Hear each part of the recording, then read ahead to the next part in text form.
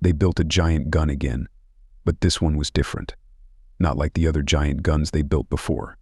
Why? I asked simply. Why not, came the simple response as I was led on a tour.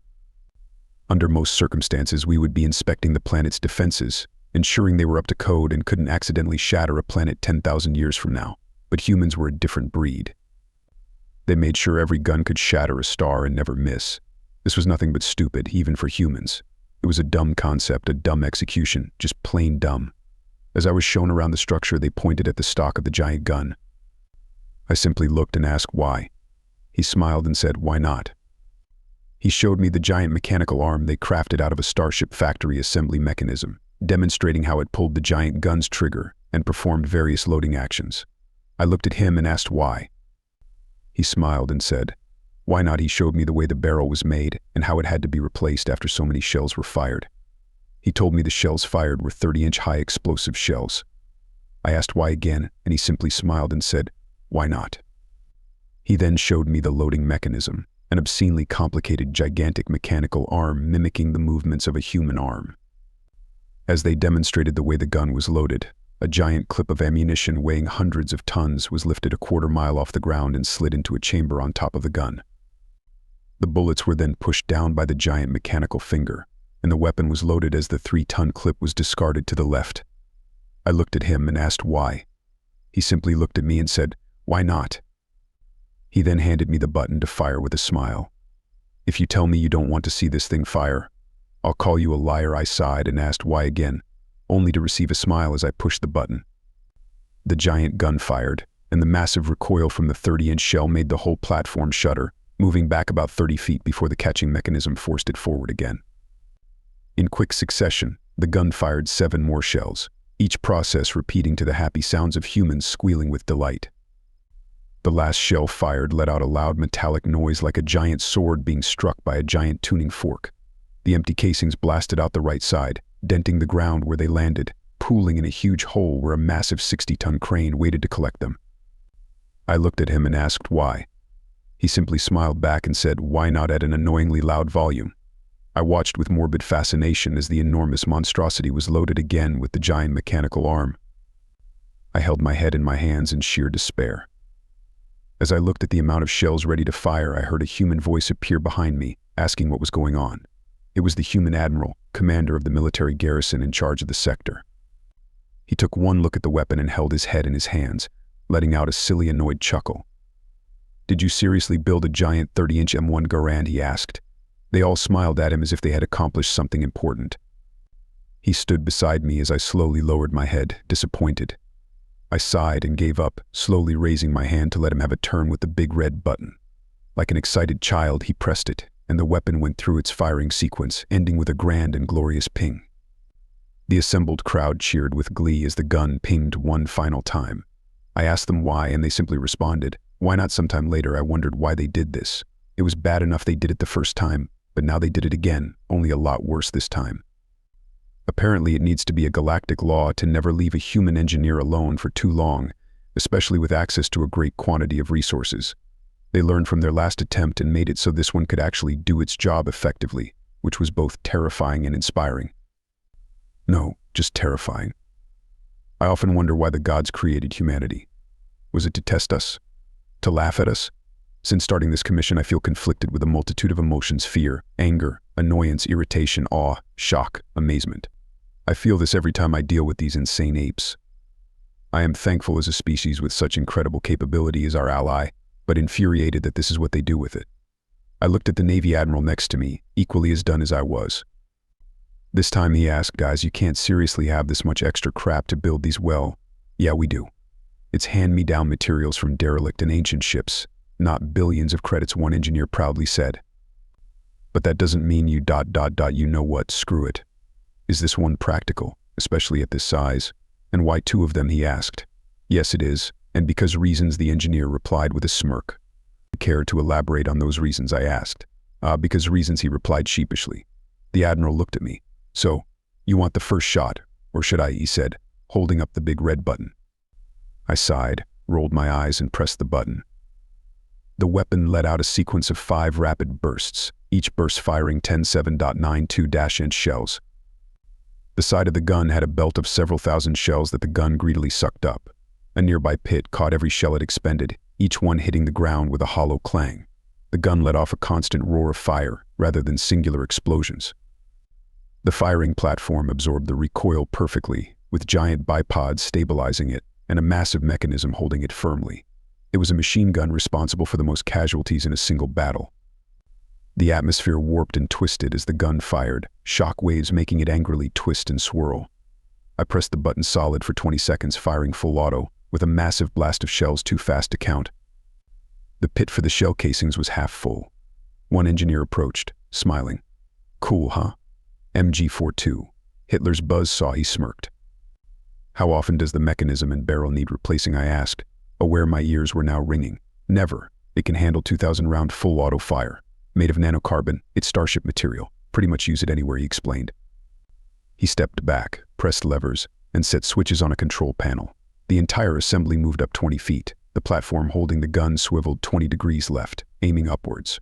"This one can be used for planetary defense, unlike the Garand. We tested it on a test star dreadnought," he said with a smirk. I snapped my neck to look at him.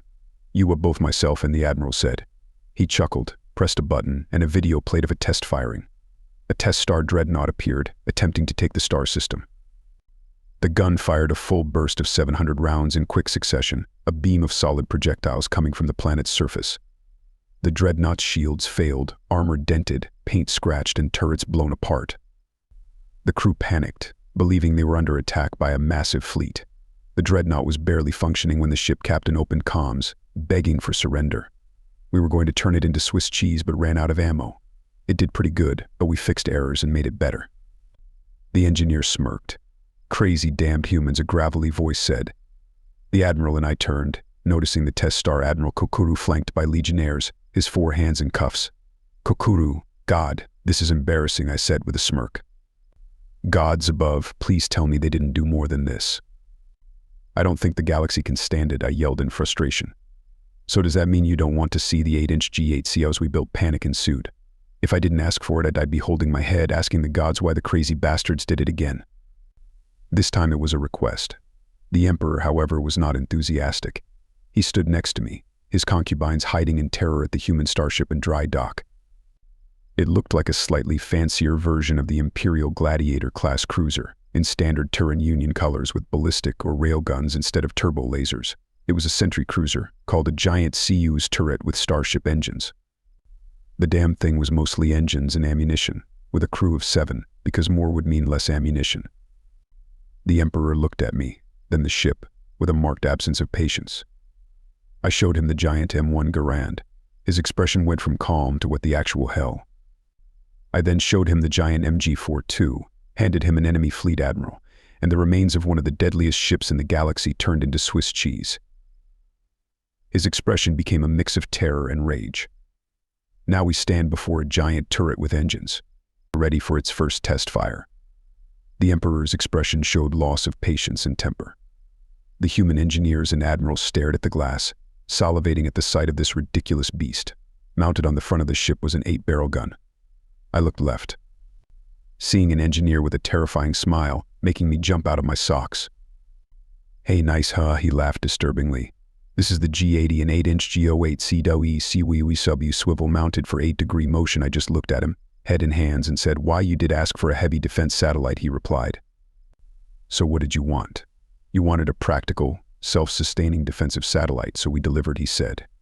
How in the blazing my statement was censored by my translation unit. My rant continued for 10 minutes, most of it expletives. When it ended, I found blushing cheeks, jaws on floors, and the Emperor looking at me in disgust. "Well, it is still true," I exclaimed angrily, tapping my foot. "Does this thing even work? I mean, how can it work?" The Emperor asked. "Yes, it's been test-fired. It has a prototype inertial dampening drive to absorb recoil," the engineer said. "Inertial dampeners?" I asked. "Yes, 8-inch shells with a 5,000 RPM fire rate need a dampening system to reduce recoil. Every starship in the fleet has them," he explained. Both the Emperor and the First were wide-eyed at humanity successfully creating inertial dampening systems for large warships. "These dampeners have been tested?" I asked.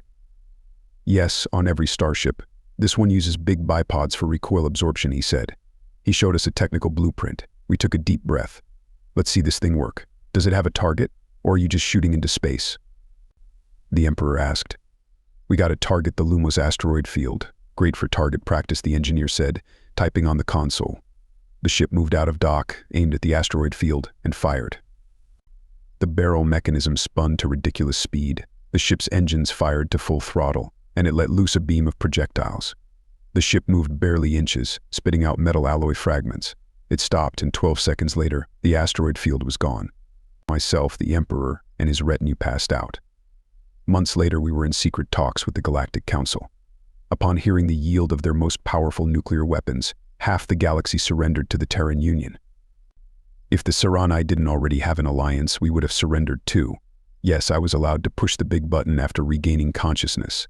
Plasma and laser fire darted across space above our colony world as our Grand Fleet defended an alliance colony. A civil war in the Terranian Imperium resulted in a galactic conflict. A minor civil war within the Terranian Imperium resulted in a full-blown galactic conflict, with an ally of the Ani directly on their doorstep. I have always hated war. Maybe that's why humans make me so angry or nervous. I looked at my fleet admiral, heavily concentrating on tactical readouts, ordering retreats, and becoming angry when surprise attacks failed. Space combat is slow, with ships weighing hundreds of thousands of tons. Combat can last weeks, and here, at the gateway to the core, there were thousands of warships. If I wasn't so scared, I'd be in awe at the sheer numbers. The Terranian Imperium secretly built thousands of warships for decades, now unleashing them here. A bright flash marked the final moments of a Sarai battlecruiser. The fleet admiral's tone grew desperate, ordering retreats and flanking maneuvers. We assembled every council warship we could find on short notice, some of the best, but the volume of enemy fire was overwhelming. Every Terranian ship we destroyed was replaced by 3 more. We couldn't hold for much longer. I looked at the fleet admiral, who responded with an expression that said we wouldn't win this fight. "Admiral, capital-class starship incoming. Reactor signatures say it's a human warship," one crew member yelled. Humans. They aren't part of this conflict. What are they doing here? The admiral barked out in anger. Too late to say anything. A massive human warship decelerated into the system. Fur stood on end, paw pads sweated, spines rattled, jaws hit the floor, ink stained the walls, and brains stopped working. The ship that warped in was many times the size of our largest dreadnought. It flew with the speed of a large cruiser and quickly logged into our ID system. It was beyond absurd how many weapons coated its hull. It was a ship design I recognized, the shape of a Venner-class cruiser, but highly modified.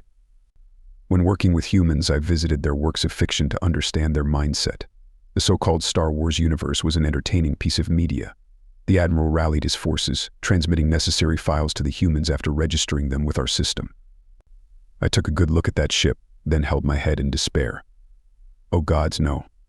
They're going to fire that thing," I yelled. The Admiral looked at me quizzically. "They're here to help us, be thankful." I couldn't say anything but let out a cry of despair, slapping my head repeatedly and screaming, Why? The Admiral called for a medical crew as I dropped to my knees, praying that the Terranian Empire would surrender fast. The large black painted warship stood out of the enemy fleet's firing range, aiming its front end at them. The ship defended itself from laser and missile fire, swatting a battlecruiser out of the sky.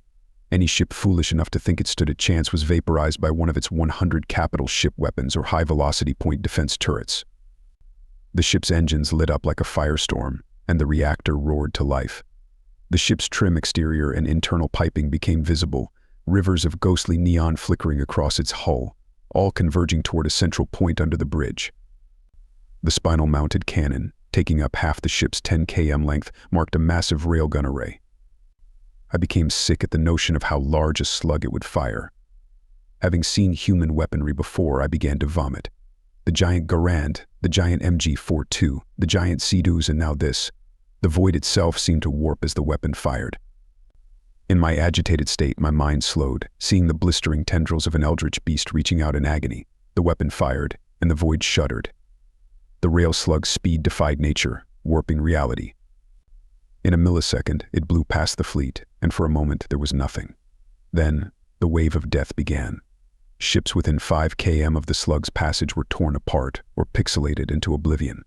Ships within 5 to 15 km suffered catastrophic malfunctions and engine failures, reactors exploding or other catastrophic issues. A bright flash marked the end of the slug's existence as a void pulse disintegrated it. Half the Terranian fleet was damaged or destroyed. This sequence took less than 7 seconds. I shoved the medical crew out of my way and pulled the communications officer from his seat, grabbing the headset.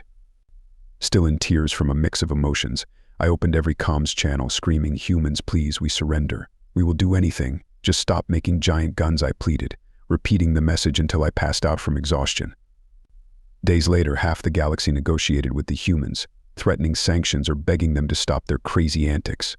The Suranai were in temples, begging the gods to explain why they created humans. The only answer was psychotic laughter. The council was in talks. I took a break from ambassadorial work, working in a more controlled atmosphere.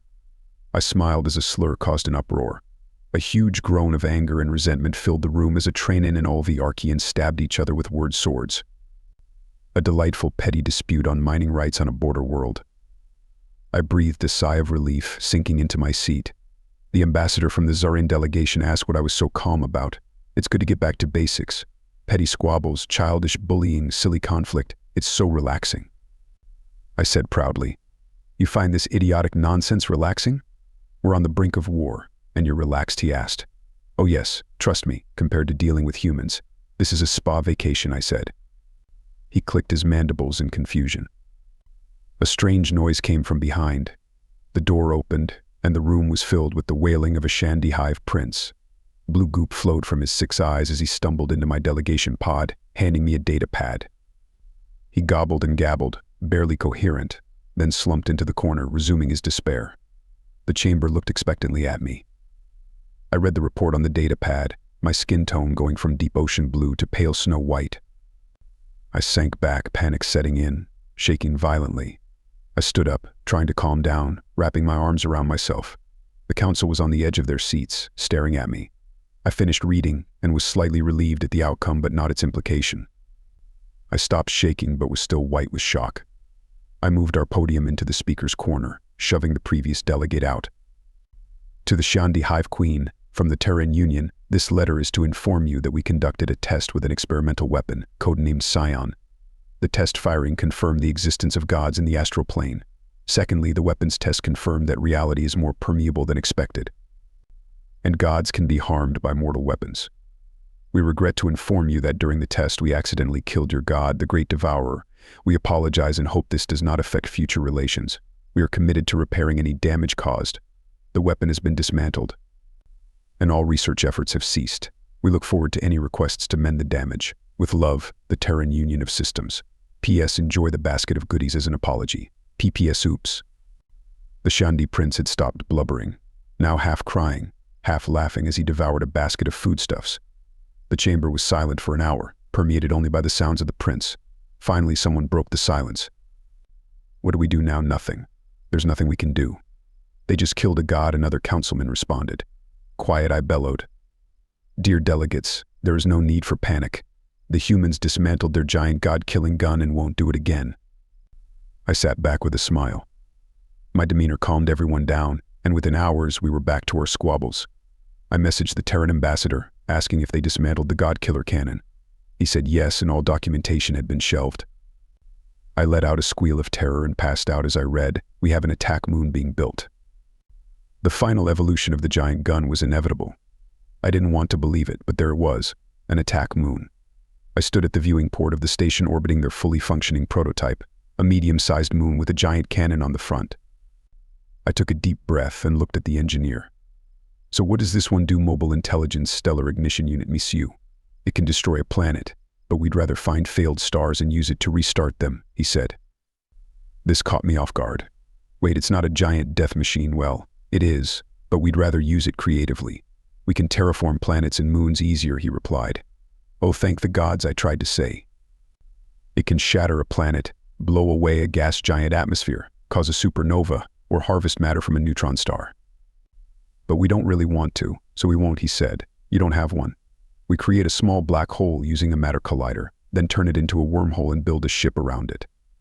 The wormhole is calibrated just so we can use it as a supply depot and power plant, he explained. You are talking like the entire galaxy can capture black holes and turn them into giant guns at will. The galaxy isn't as crazy as you are, I ranted, my translator censoring expletives. The humans smirked as I continued. I explained how humans were insane for their obsession with big things, how reality-shattering railguns were uncommon, how the galaxy didn't have giant moving moon-based cannon ships, and how humans were so far above the galaxy's level it was disgusting. I finished and stared at him. How do you justify anything you do? This isn't about an obsession with enormous weaponry. What are you doing? We're just doing what we always do, longer, farther, faster, he said. Okay, may I ask on behalf of all sentient life in the galaxy to please not build a giant gun that will destroy the universe, I yelled. I guess I'll tell the Mars boys to stop building that quantum accelerator railgun, then he said sheepishly. I yelled more expletives and slurs, explaining why humans are insane. A crowd gathered as I detailed why everyone was irritated at them. I explained how the warrior caste of the Shandi were terrified of humans, almost becoming pacifists. I yelled, explaining how the galaxy repeatedly concluded that humans needed to be sanctioned but thought it was a bad idea. At the end of my rant, one human raised a hand. Yes, I responded. So, does that mean we need to stop building the star cannon thingy? Everyone looked at him, shushing him angrily. What they tried to look away, rubbing the back of their necks. You turned a star into a giant gun, well, not really. We turned a gas giant into a neutron star, then thought, I have an idea, and built it. Then we thought, I can make it bigger. I guess what next? Ships shaped like giant guns used by giant robots. I yelled. They shuffled closer to the blinds, closing them just as I saw the silhouette of a giant ship in the shape of a gun called the Alaska 47. No, I slammed my head into the wall, slinging curses. Are you still laughing, gods? Are you still laughing? I screamed. They looked at me. Does that mean you don't want to test fire it? I held out my hand. Just give me the damn button. If you enjoyed this story and want to support us, please leave a like and subscribe to our channel. For every comment that says we will heart every single one of them. Thank you for your time.